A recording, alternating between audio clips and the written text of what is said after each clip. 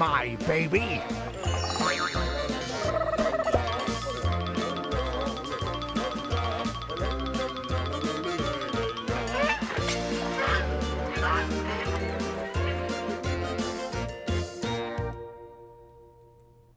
I'm Dana Denha. And I'm Melissa Bondi, and this is Adventures in Parenthood.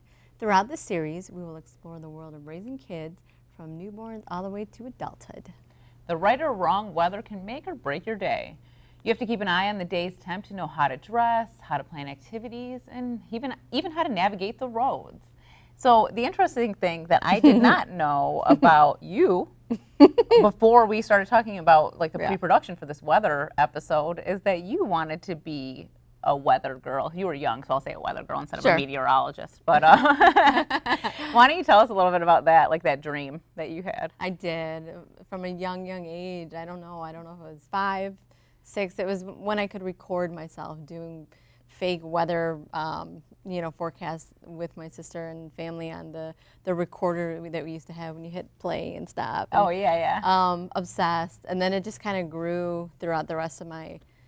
Even to this day, obsessed with the weather. But you never really tried to make it an actual career at any point. Didn't after, I think, I think in high school might have been able to start some classes in the science area. Mm-hmm. But I think after the general science and math. You were sort of turned off. I was completely turned off. And I was like, I don't think I can handle the amount of that subject, those courses. That would be required, yeah. Yeah, and even looking into college and stuff, I just said no, and I went the other way, but I've still never lost that taste for weather and just knowing and being on the know about it. So I'm super excited for the show today. And what about yourself? Well, my story is actually funny because, I talk about Keaton a lot on this show, and she's obsessed with the weather, like so obsessed. And I think it sort of started happening around turning 3 years old. Okay. I don't think she talked about it much before that, but she is like a storm person. She wants to sit outside and watch storms. If any storm is brewing whatsoever, she makes me leave the Weather Channel on for hours on end, and it kills me because I'm like, I can't watch the Weather Channel for this long. And then she gets sort of confused because the Weather Channel is national and local, then she'll be like, what's that? And I'm like, that's not here. That's not here. Don't worry about it. Oh my God. But she talks about the weather all the time. I literally have to check every single day to see if it's going to rain. And regardless if I could tell by looking outside, I'm like, it's not going to rain today. She makes me double check. And doesn't believe me still even when I check because she thinks that's how I started. Yeah. That's how I started. And she loves also when I call her a weather girl. I'm like, oh, you're the weather girl, and she's like, yeah, I'm the weather girl. So it's so cute. Yeah. So she keeps me in the know. So I have to be in the know because she needs to know. Yes. That's too funny. I think I was concerned Bryn had shown some concern with thunderstorms as far as, is that thunder, is that lightning? And I'm like, I don't want her to be afraid like I was. Mm-hmm. So I'm trying to, I try and make it, you heard the jokes when there's thunder, that's God bowling or whatever, when you used to hear when you were kids. Yeah. So I try and make light of it. Yeah. Now, which it is sort of light. Like you shouldn't be scared of it. Exactly, and I don't want her to have those fears that I did when I was young. Yeah, but our next guest is one of the people you turn to with need-to-know info about daily weather patterns. Joining us is Richard Pollman, who is the Warning Coordination Meteorologist for the National Weather Service here in Detroit. Welcome, Richard. I'm glad to be here. Yeah, so we're super excited to have you out. Again, it's a great topic, and when it comes to kids, I don't know that it's widely talked about, so with youth and teens. So why don't you tell us real briefly how you got into the job that you're in meteorology? Yeah, meteorology and weather really got my interest peaked when I was 3 years old. I was living down near Toledo, and we had a weak tornado hit my house. I only had one tree in my backyard, and the power lines were clipped. So my first memory is the tree on fire. And my mom said she saw the tornado moving away, and so that really got me interested. And all through school, I did nothing but weather projects. I found a way to make English term papers about weather. And then I went to the University of Michigan to get my bachelor's degree. And right out of school, I got a job with the National Weather Service. And so I've been with the Weather Service now for 27 years. Wow. Oh my gosh. Congratulations. That's great.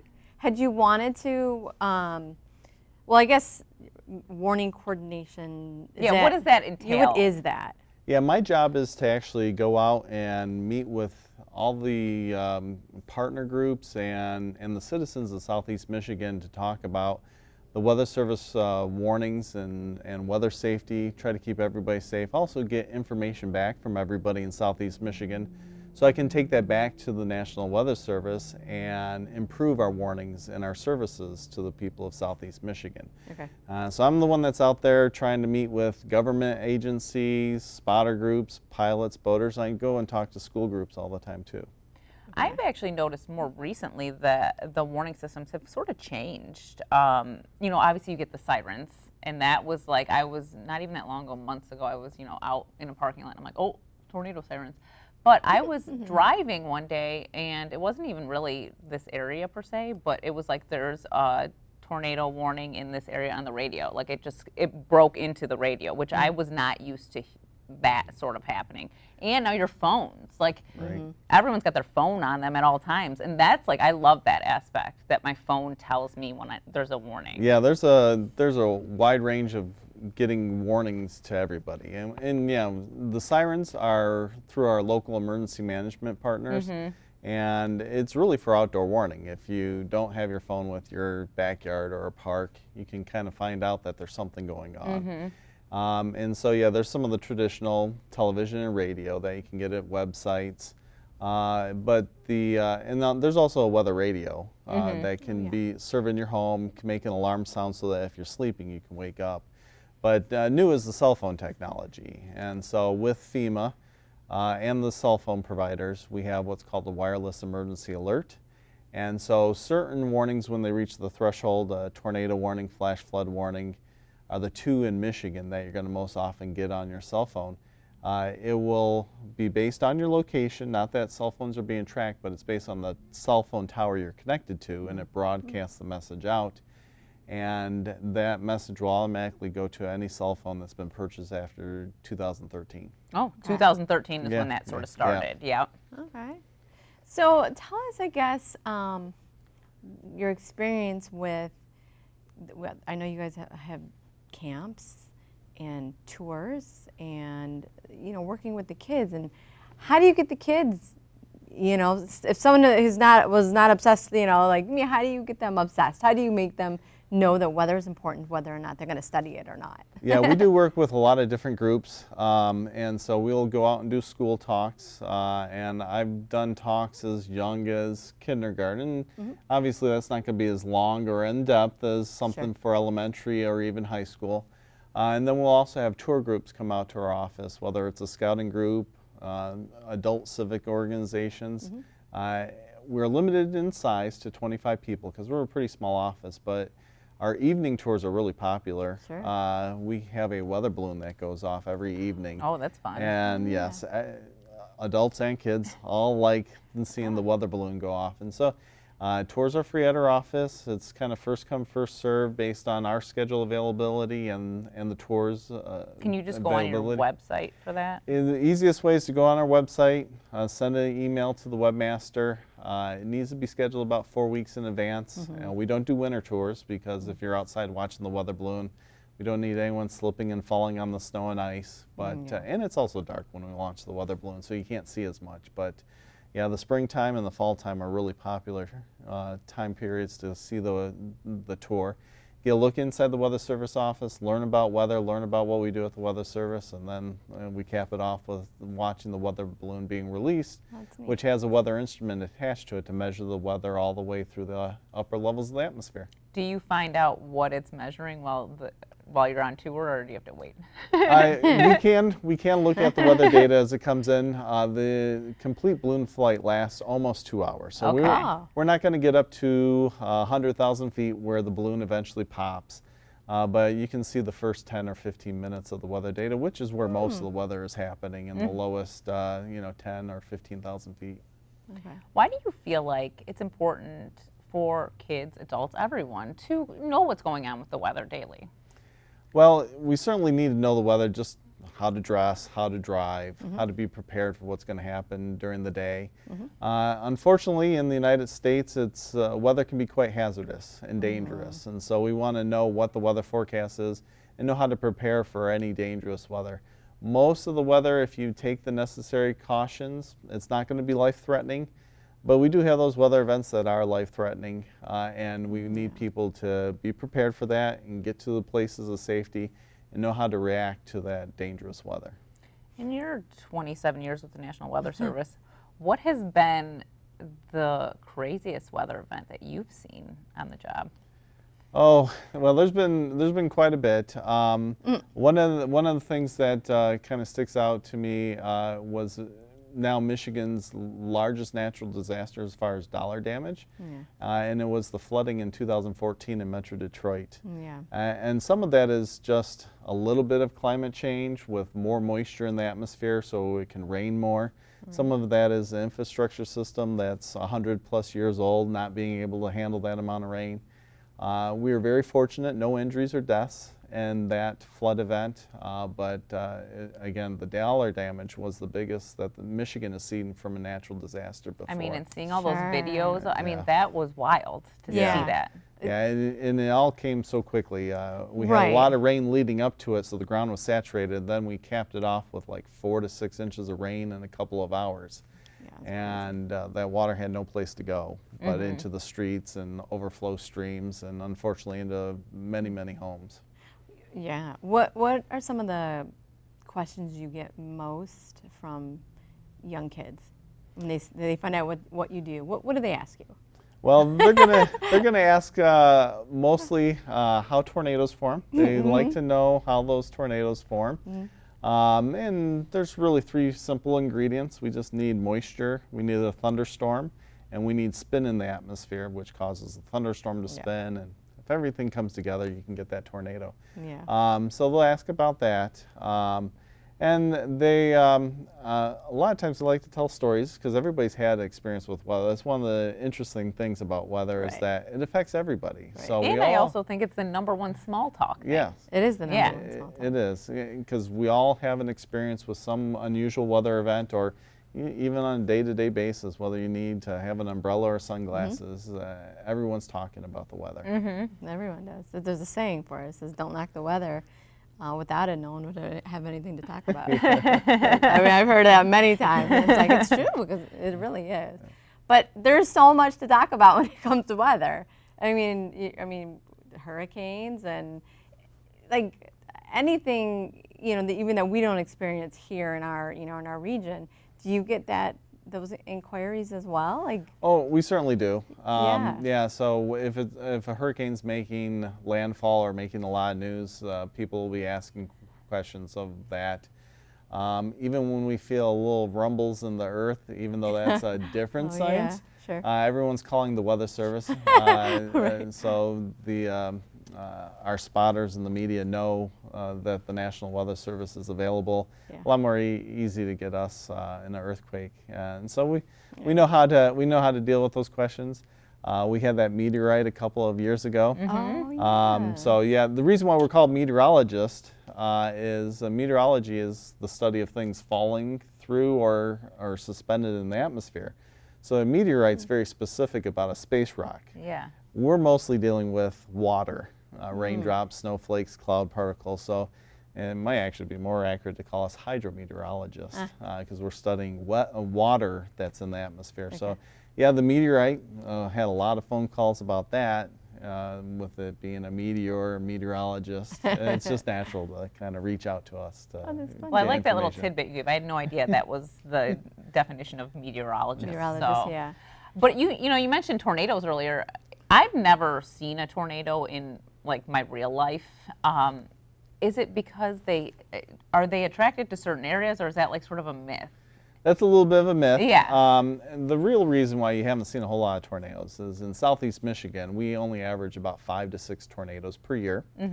And they're only on the ground on average for about 3 miles, and they're only about 100 yards wide. So if you think about that footprint, that's not very big.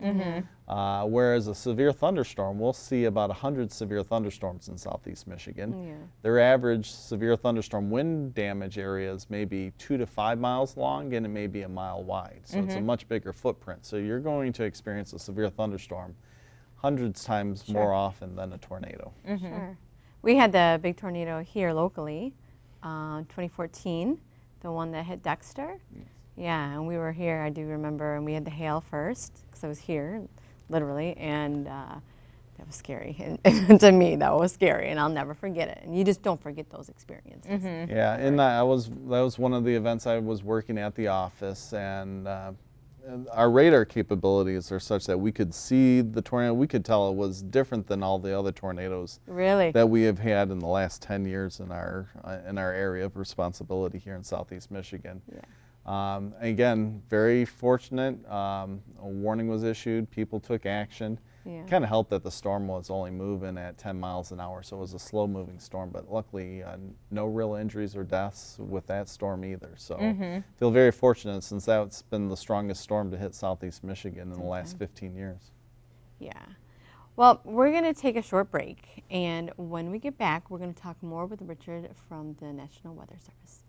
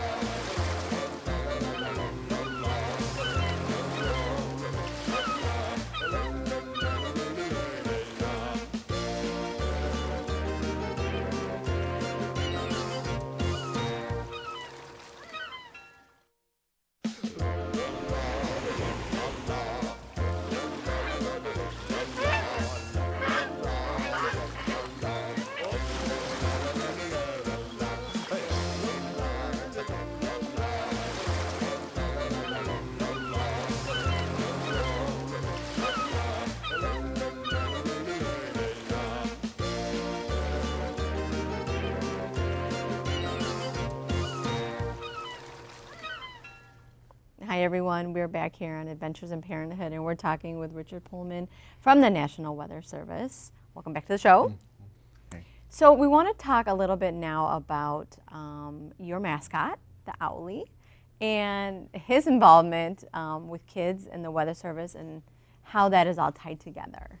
Yeah, we have a mascot, Ollie Skywarn, and there's some information on websites, some brochures that you can download where Ollie teaches kids all about storms and weather.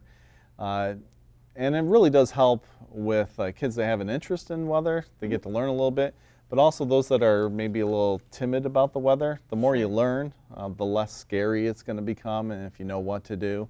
And so Ollie is designed to kind of help everybody learn about weather. And there's plenty of adults that like Ollie too. Oh, first of all, he's adorable. Like there's nothing, Super cute. yeah. Why wouldn't you like him? Yeah. But he also, like, it's so cute. He's got like his weather journal, and like he does all the weather activities that the kids could do. I'm sure probably like you said, closer to 5 would be maybe more comprehension on that. Yeah, certainly elementary age is perfect. But yeah, you can follow Ollie on Twitter. Ollie goes around the country and makes appearances as well. And so Ollie usually shows up in southeast Michigan for our Weather Fest that we have at the Southfield Public Library. It's an annual event, and it's co-sponsored with some media partners, the library, the city of Southfield, and the Young Meteorologist program.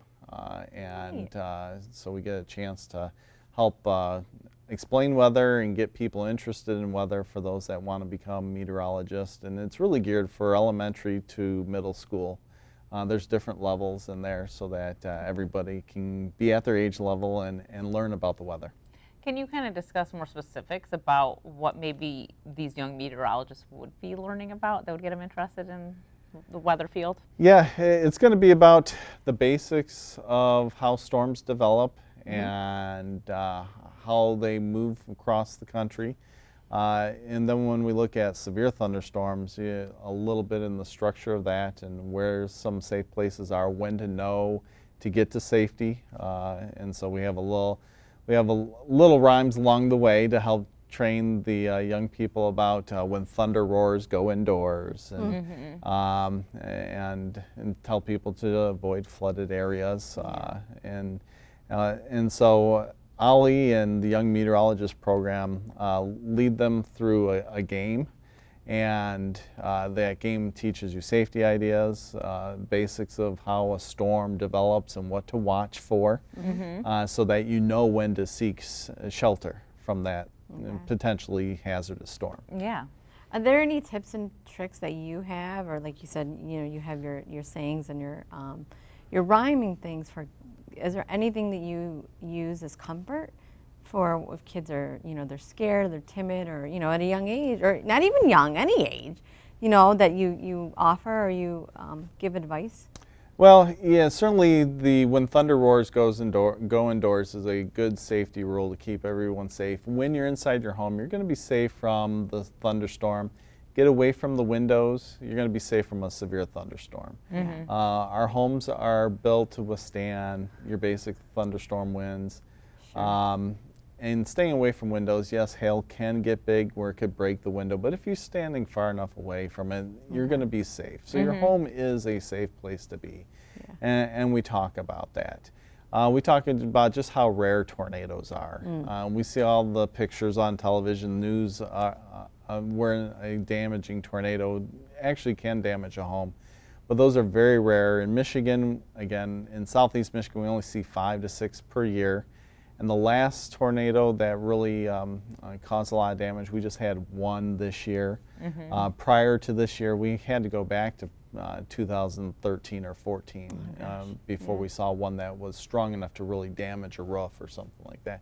And so we just try to tell people that it's very unusual here in the state of Michigan to see anything like that. That's going to damage your home. Yeah, that's going to damage. Your home's going to be obliterated, basically. Right. And even in Oklahoma, the chances are still pretty small. But that's like the first place you think about when you think of tornadoes. You really do. You think about it. Yeah. And you can see a lot farther in Oklahoma. So you may see a tornado in your lifetime out there, but really the chances of seeing a tornado in any one particular home setting is still a very small, less than 1% chance of having that happen in your lifetime.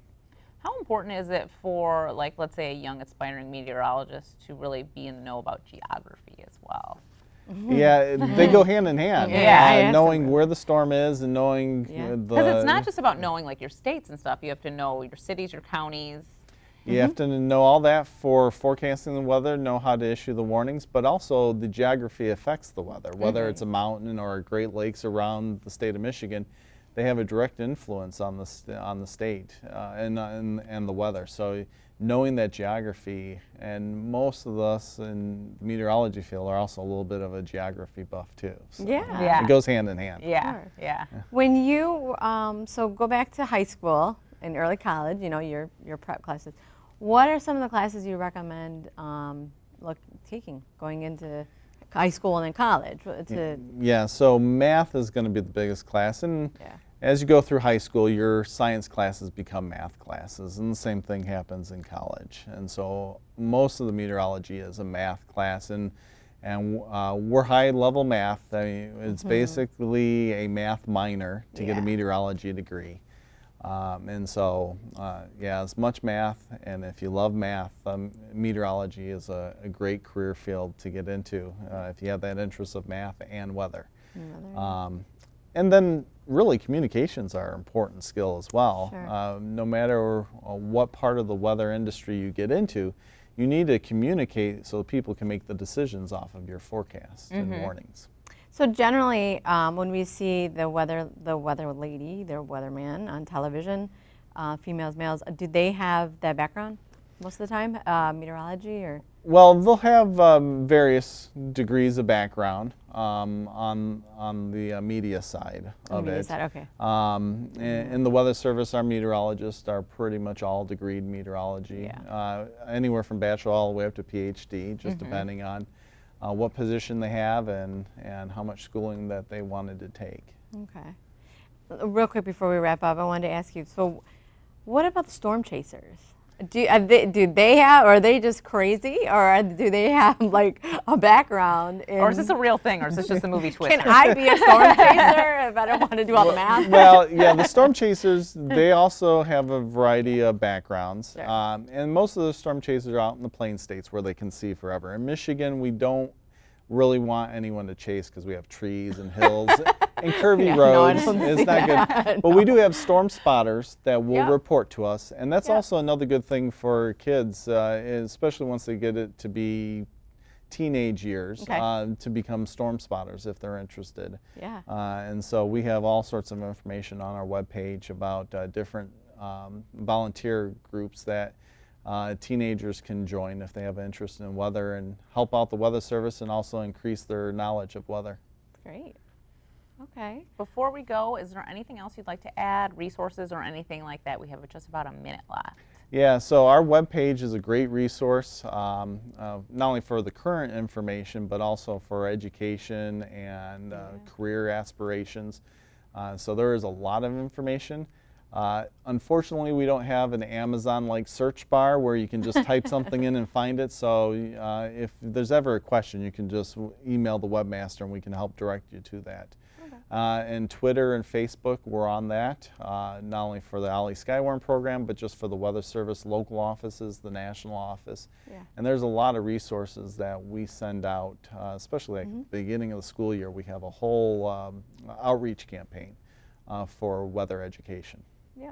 All right. Well, thank you, Rich, for coming on the show. Yeah. Thank you so much. I was happy to share my knowledge. And, Absolutely. And thank you for inviting me out here. It's fascinating. It was fascinating to pick your brain. So thank you so much. And if you have an idea for a parenting show or topic, Dana and I want to hear from you. So you can talk to us here at Twitter and Facebook. Just hashtag CTN Ann Arbor. For more on programming and services at CTN, visit a2gov.org/CTN. Visit youtube.com/CTN Ann Arbor to watch our full lineup. And remember to like, comment, and share. Thanks for tuning in to this adventure in parenthood.